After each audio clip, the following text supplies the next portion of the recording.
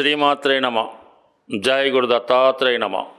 ఈ వీడియోలో మనం ప్రస్తుతం గురువు యొక్క గమనంలో గురుగ్రహం నవంబర్ 12వ తారీఖు నుంచి అంటే 2025 నవంబర్ 12 నుంచి 11వ తారీఖు మార్చి 2026 వరకు కూడా గురుగ్రహం వక్రగమనం పొందడం జరుగుతూ ఉంది. అంటే గురువు మామూలు కన్నా వక్రగమనంలో ఉన్నప్పుడు అత్యంత శుభ ఫలితాలు ఇవ్వడం జరుగుతూ ఉంటుంది.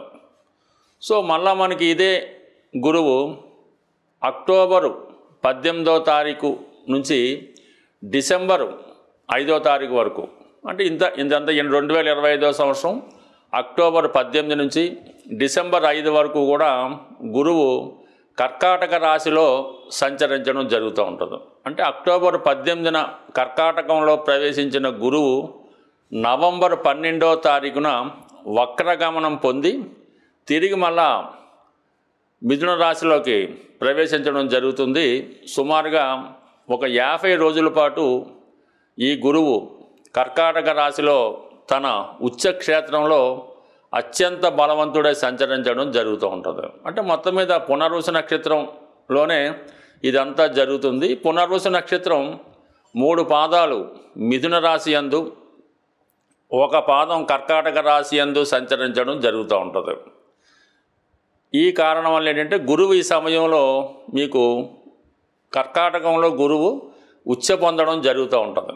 ఏదైనా ఒక గ్రహం ఉచ్చక్షేత్రానికి వెళ్తున్నప్పుడు అత్యంత బలం పుంజుకొని తన యొక్క శుభ ఫలితాల్ని వివిధ రాశుల వారికి, గురుదశ జరుగుతున్న వాళ్ళకి, గురువు యొక్క అంతర్దశ జరుగుతున్న వాళ్ళకి అనుకూలంగా ఇవ్వడం జరుగుతూ ఉంటుంది. సో అయితే ఇప్పుడు ఈ గురుగ్రహ ప్రభావం ఏ రాశి వారి మీద ఏ విధంగా ఉంటుందో తెలుసుకునే ముందుగా ఇక్కడ చిన్న మళ్ళీ లాజిక్ కూడా ఉందన్నమాట. ఈ ప్రస్తుతం ఈ రాహుగ్రహం గురువు యొక్క నక్షత్రం అయినటువంటి పూర్వభాద్ర నక్షత్రంలో సంచరించడం జరుగుతుంది. ఇంచుమించుగా ప్రస్తుతం పూర్వభాద్ర నక్షత్రం మీద ఉంటూ నవంబర్ 23వ తారీఖు వరకు అంటే నవంబర్ 23, 2025 సంవత్సరం వరకు ఈ గురువు యొక్క మరొక నక్షత్రం పూర్వభాద్ర నక్షత్రం మీద సంచరించడం వల్ల ఆటోమేటిక్గా గురువు ఈ రాహు యొక్క ప్రభావానికి లోనవడం జరుగుతూ ఉంటుంది. సో రెండు కూడా ఈ విధంగా ఒక కోణ దృష్టి ఈ గురువు మరి ఈ రాహు మళ్ళీ ఏర్పడడం వల్ల గురువు రాహు యొక్క ప్రభావానికి లోనవడం వల్ల కొన్ని ఫలితాలు జాతకుడికి అనుకూలంగా ఇవ్వడం జరగదు. అయితే 1-2 సార్లు ప్రయత్నం చేయడం వల్ల జరుగుతూ ఉంటుంది. కొన్ని కార్యక్రమాల్లో అంటే రాహుకి అనుకూలంగా ఉన్నటువంటి కార్యక్రమాల్లో గురువు మనకి అనుకూల ఫలితాలు ఇవ్వడం జరుగుతూ ఉంటుంది. ఏదైనా గురువు ఒక భావంలో ఉన్న ఒక స్థానంలో ఉన్న ఆ భావాన్ని ఎక్స్పాండ్ చేయడం జరుగుతూ ఉంటుంది. ఆ భావాన్ని బాగా పెంచుతూ ఉంటాడు అనమాట. అంటే ధనస్థానంలో ఉంటే బాగా ధనవంతుని చేస్తాడు, సంతాన స్థానంలో ఉంటే ఎక్కువ సంతానాన్ని ఇస్తూ ఉంటాడు. సేమ్ రాహు కూడా అదే పద్ధతి. రాహు కూడా ఏ భావంలో ఉన్నా ఆ భావాన్ని తన యొక్క పద్ధతిలో అంటే తనదైన మార్పు సృష్టించే విధంగా పెంచుతూ ఉంటాడు. ఏదైనా ఒక అనెతికల్ ఉందనుకోండి, ఏదైనా ఒక అనెతికల్ అంటే మామూలుగా ఏదంటే ఒక చెడ్డ అలవాట్లు ఉంటే దాన్ని బాగా పెంచుతూ ఉంటాడు. ఒక వ్యభిచారం అవ్వచ్చు, ఒక స్మగ్లింగ్ అవ్వచ్చు, ఇవన్నీ కూడా రాహు యొక్క లక్షణాలు. రాహు ఏదైనా ఒక విషయాన్ని విపరీతంగా పెంచి మళ్ళీ సడన్గా దానివల్ల డౌన్ఫాల్ ఇస్తూ ఉంటాడు. సో ఇప్పుడు ఈ రాహు నవంబర్ 23 వరకు మనకి ఈ పూర్వభాద్ర నక్షత్రంలో సంచరించడం వల్ల గురువు అప్పటి వరకు కొన్ని మిశ్రమ ఫలితాలు ఇస్తూ, అందువల్ల ఏంటంటే ఏ రాశి వారికి ఏ విధమైనటువంటి ఫలితం రావడం జరుగుతుంటుందని తెలుసుకునే ప్రయత్నంలో గురువు యొక్క కారకత్వాలు అంటే గురువు శుభగ్రహం, అటు ధనకారకుడు అంటే 2వ స్థానానికి కుటుంబానికి, 5వ స్థానం సంతానానికి, జాతకుల్లో ఉన్నటువంటి తెలివితేటలకి, ఉన్నత విద్యకి, పూర్వపుణ్యానికి కారణమవుతుంటాడు. 11వ భావానికి అంటే ధన లాభానికి కారణమవుతుంటాడు. సో ఈ విధంగా గురువు తన కారకత్వాల ద్వారా తన ఉన్న స్థానాల ద్వారా జాతకుడికి శుభ ఫలితాలు ఇచ్చే ప్రయత్నం జరుగుతూ ఉంటుంది. సో ఏదైనా ఒకే నక్షత్రంలో అంటే గురువు యొక్క నక్షత్రం ఏంటంటే పునర్వసులో ఈ 310 రోజులు అతి రేరుగా సంచరించడం జరుగుతూ ఉంటుంది. అంటే ఏదన్నా పునర్వసు నక్షత్రం అంటే చాలా బలమైన నక్షత్రం అన్నమాట. అంటే ఏదైనా ఒక ప్రాంతం కానీ ఒక వ్యక్తి కానీ ఒక వంశం కానీ ఏదైనా దారి తప్పుతున్నప్పుడు అక్రమ మార్గాల్లో వెళ్తున్నప్పుడు తన యొక్క ఉనికిని కోల్పోతున్నప్పుడు ఈ పునర్వసు నక్షత్రంలో ఆ కుటుంబంలోనో ఆ ప్రాంతంలోనో ఎవరో ఒకరు జన్మించి దాన్ని అంతా కూడా మళ్ళా తిరిగి కొత్తగా సామ్రాజ్యాన్ని స్థాపించడం, సస్యశ్యామలం చేయడం, అంతరించిపోతున్నటువంటి ఆ వంశ గౌరవాన్ని తిరిగి నిలబెట్టడానికి ఈ పునర్వసు నక్షత్రం కారణమవుతుంటుంది. అంటే పునర్వసు నక్షత్రం అన్నది ఏంటంటే తిరిగి సాధించడం అన్నమాట. అంటే పోగొట్టుకున్నటువంటి ప్రతిభని సాధించుకోవడం జరుగుతూ ఉంటుంది. ఇప్పుడు ఎవరికైతే ఈ గురుగ్రహం అనుకూలంగా ఉంటుందో వాళ్ళు గతంలో ఏవైతే పోగొట్టుకున్నారో, దేనికోసం అయితే ప్రయత్నం చేస్తున్నారో అవన్నీ కూడా ఈ గురువు మనకి ఈ పునర్వసు నక్షత్రం మీద సంచరిస్తున్నటువంటి టైంలో ఎవరికి ఏ విధంగా లాభం పొందుతున్నది కొద్దిగా రాశుల వారిగా తెలుసుకునే ప్రయత్నం చేద్దాం. సో ఏదైనా ఈ డేట్లు ఇవన్నీ కూడా 1-2 సార్లు మీరు విని జాగ్రత్తగా గమనిస్తే అటు జ్యోతిష విద్యార్థులకి, జ్యోతిషంలో కొత్తగా ప్రవేశిస్తున్న వారికి, అలాగే మంచి ప్రయత్నాలు చేద్దామని ఎదురు చూస్తున్న వాళ్ళకి కూడా ఈ యొక్క వీడియో మీకు బాగా ఉపయోగపడుతుందని ఆశిస్తూ కొద్దిగా డీటెయిల్గా, కొద్దిగా పెద్ద వీడియో అయినా డీటెయిల్గా చెప్పడం జరిగింది.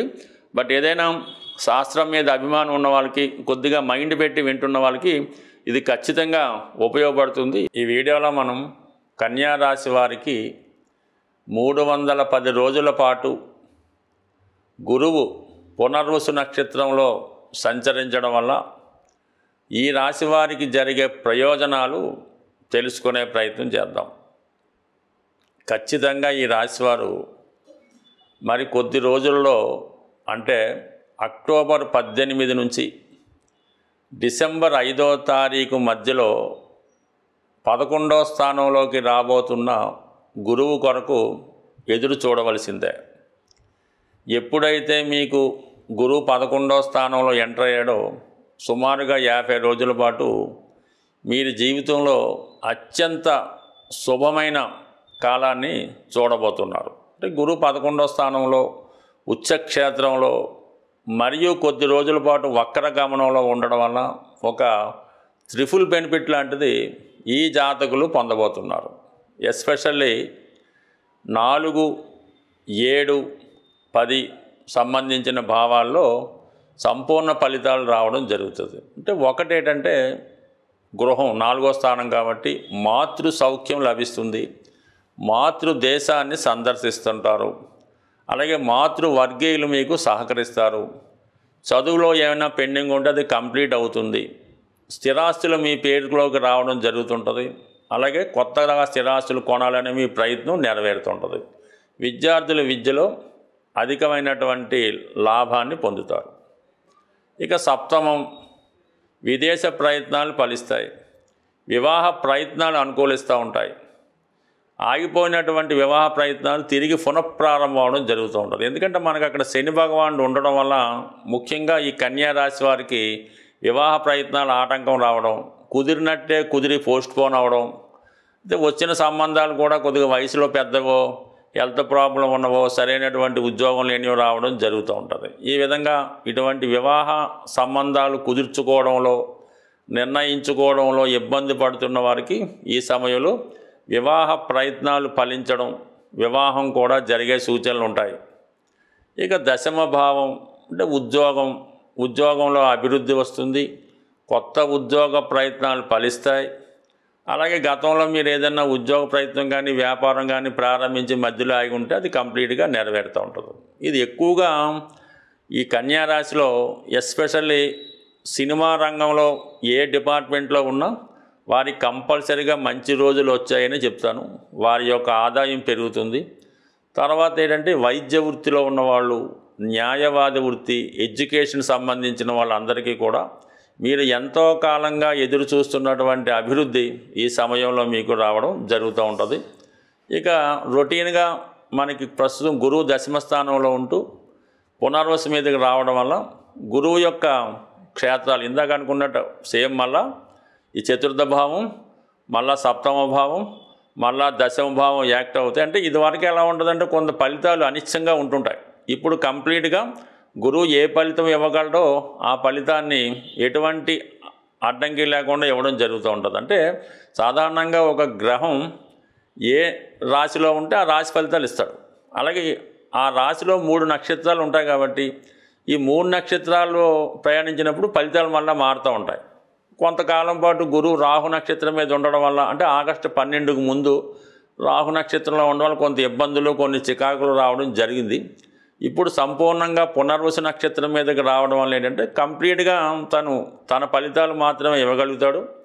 అలాగే తన భావ ఫలితాలు, కారకత్వాలు కూడా ఇస్తాడు. అంటే ఒకటి సంతానం లభిస్తుంది, ధనలాభం కలుగుతుంది, అలాగే మీ కోరికలు సక్సెస్ అవుతాయి, జరుగుతాయి. అయితే ఎస్పెషల్లీ గురువు తన ఫలితాలు ఇవ్వాలంటే మాత్రం మీరు సంపూర్ణంగా దైవ భక్తి కలిగి ఉండాలి. గతంలో మీరు ఏదన్నా భగవంతుడికి ఏదైనా మొక్కుంటుంటారు, ఏదో పిల్లలు పుడితే వస్తామని, లేదంటే ఏదైనా పెండింగ్ మొక్కులు ఏమైనా ఉంటే అవి కంప్లీట్గా తీర్చుకోవలసి ఉంటుంది. ఎస్పెషల్లీ జాతకంలో పితృదోషం లాంటిది ఏమైనా ఉంటే గురువు తన ఫలితాన్ని ఇవ్వలేకపోతూ ఉంటాడు. అందువల్ల మీ జాతకంలో మీకు గురువు శుభుడైనప్పుడు కూడా ఈ పితృదోషం కోసం చెప్పుకున్నప్పుడు రవి వ్యయాధిపతిగా ఉండడం వల్ల, ఈ వ్యయాధిపతిగా ఉన్నటువంటి రవి పాపగ్రహాలతో కలిసినప్పుడు మీకు పితృదోషం ఏర్పడుతూ ఉంటుంది. దానివల్ల ఏంటంటే ఈ వ్యయభావ ఫలితాలు మీకు చాలా వరకు నష్టాన్ని కలిగిస్తూ ఉంటాడు అన్నమాట. సో దానివల్ల మీ జాతకం లేని పితృదోషం లాంటిది ఏమైనా ఉంటే దాన్ని కంప్లీట్గా మీరు సాల్వ్ చేసుకుంటే ఇప్పుడు ఇచ్చే గురువు మంచి ఫలితాలు మీకు కంప్లీట్గా రావడం జరుగుతూ ఉంటుంది. జీవితంలో అంటే ఏ రాశి వారైనా, ఎస్పెషల్లీ కన్యా రాశి వారు అంటే కొద్దిగా శాస్త్రం మీద అవగాహన ఉంటుంది కాబట్టి జాతకంలో ఏమైనా దోషాలు ఉంటే, ఇటువంటి పితృదోషాలు కానీ మాతృదోషాలు కానీ ఉంటే ఏ గ్రహం కూడా మీకు శుభ ఫలితాలు ఇవ్వడానికి ఆసక్తి కలిగి ఉంటారన్నమాట. జీవితాంతం కూడా ఏదో ఒక స్ట్రగుల్ కలుగుతూ ఉంటుంది. మగపిల్లలు అభివృద్ధిలోకి రారు, సంతానం ఎప్పుడు ఆడపిల్లలు పడుతుంటారు, మగ సంతానం కలగరు, పుట్టినా కూడా ఏదో రకం ఇబ్బందుల్లో ఉంటారు. ఈ ఇబ్బందులన్నీ ఉన్నాయి. ఇంచుమించుగా 20-30 సంవత్సరాలుగా అభివృద్ధి లేదు అంటే మాత్రం కంపల్సరీగా మీ జాతకంలో ఏదో ఒక దోషం ఉంటుంది. దాన్ని సరి చేసుకుంటే ఇప్పుడు గురువు మీకు తొందరగా ఫలితాన్ని ఇచ్చి మంచి మార్గంలో సక్సెస్ వైపు నడిపించే అవకాశం ఉంటుంది. గురుగ్రహ అనుగ్రహం సంపాదించాలంటే మరి సాధారణంగా ఈ రాబోయే ఆశ్వీజ మాసం, ఈ కార్తీక మాసం, కొన్ని పండగలు వస్తుంటాయి కదా. కార్తీక మాసంలో ఎస్పెషల్లీ మీరు ఏదైనా ఒక శివమాల ధరించిన, వెంకటేశ్వర స్వామికి సంబంధించినటువంటి మాల ధరించిన, లేదంటే రేపు దసరాలో అమ్మవారికి సంబంధించిన సంకల్పం తీసుకొని మాల ధరించిన, లేదు అయ్యప్ప స్వామి దీక్ష తీసుకున్న, ఏదో ఒక దీక్ష మీరు, అది 40 రోజులు, అర్ధమండలం, 8 రోజులు, మీ యొక్క సంకల్పాన్ని బట్టి, భగవంతుడు మీకు ఇచ్చిన అవకాశాన్ని బట్టి ఇటువంటి దీక్ష మీరు చేయడం వల్ల మీకు గురువు యొక్క అనుగ్రహం తొందరగా లభించే అవకాశం ఉంది. సాధారణంగా గురువు అటు మీ యొక్క కుల గురువును కానీ, ప్రస్తుతం మనకు ఉన్నటువంటి దత్తాత్రేయుడు, రాఘవేంద్ర స్వామి, సాయిబాబా వారు, అంటే ఎవరి నమ్మకం వాళ్ళది, ఆ గురువుని సేవించడం, లేదు తల్లిదండ్రులను సేవించడం, విద్య నేర్పిన గురువుని సేవించడం, దానివల్ల మీకు గురువు యొక్క అనుగ్రహం లభిస్తుంది. చాలా సింపుల్గా ఒక మంచి పసుపు కొమ్ము తీసుకొని, అది మీరు వ్యాపారస్తులైతే మీరు క్యాష్ బాక్స్లో పెట్టుకోండి, అలాగే ఒక పసుపు కొమ్ము మీ పాకెట్లో పెట్టుకోండి, లేదంటే అది దండకి కట్టుకోవడం వల్ల కూడా, అంటే పసుపు కొమ్ము మీ దగ్గర ఉండడం వల్ల గురుగ్రహ అనుగ్రహం లభిస్తుంది. అది గురువారం రోజు దైవాన్ని పూజించడం, అంటే గురువారానికి గురువు అధిపతి అవుతుంటాడు. ఆ గురువారం రోజు మీరు ఏ దైవాన్ని పూజించినా ఆ సంకల్పం మీకు రావడం జరుగుతూ ఉంటుంది. బట్ ఏదైనా గురువు యొక్క అనుగ్రహం పొందాలంటే ఎక్కువగా పసుపు వాడటం, పసుపు రంగు వస్త్రాలు ధరించడం, అలాగే పసుపుతో చేసినటువంటి వినాయకుడిని ప్రతిరోజు పూజించుకోవడం వల్ల కంప్లీట్గా మీకు గురువు యొక్క అనుగ్రహం లభిస్తూ ఉంటుంది. లేదు నవగ్రహాల్లో ఉన్నటువంటి గురువు యొక్క స్తోత్రాన్ని పారాయణం చేయడం వల్ల అనేక కారణాలు, చాలా సింపుల్గా కూడా మీరు గురువు యొక్క అనుగ్రహం పొందవచ్చు. కేవలం విఘ్నేశ్వరుని గరికతో అర్చించడం వల్ల అయితేనే, వెంకటేశ్వర స్వామిని తులసి దళాలతో పూజించడం వల్ల అయితేనే, శివుణ్ణి శుభ్రమైనటువంటి గంగాజలంతో అభిషేకం చేయడం వల్ల అయితేనే, సో ఏ కార్యక్రమం చేపట్టినా కంప్లీట్గా మీకు గురుగ్రహ అనుగ్రహం లభిస్తుంది. గురుగ్రహ అనుగ్రహం ఉంటేనే జీవితంలో అదృష్టం దొరుకుతుంది. సో ఏదైనా మరి గురువు యొక్క అనుగ్రహం ప్రతి ఒక్కరు కూడా చాలా సులభంగా పొందవచ్చు. మీరు పెద్ద కష్టపడకుండా సులభంగా మన గురువులు చెప్తున్నటువంటి అంటే చాగంటి కోటేశ్వరరావు గారు, సామవేదం షణ్ముఖ శర్మ గారు వారు చెప్పినటువంటి ప్రసంగాలు విన్నా కూడా గురుగ్రహ అనుగ్రహం తప్పక లభిస్తుంది. స్వస్తి.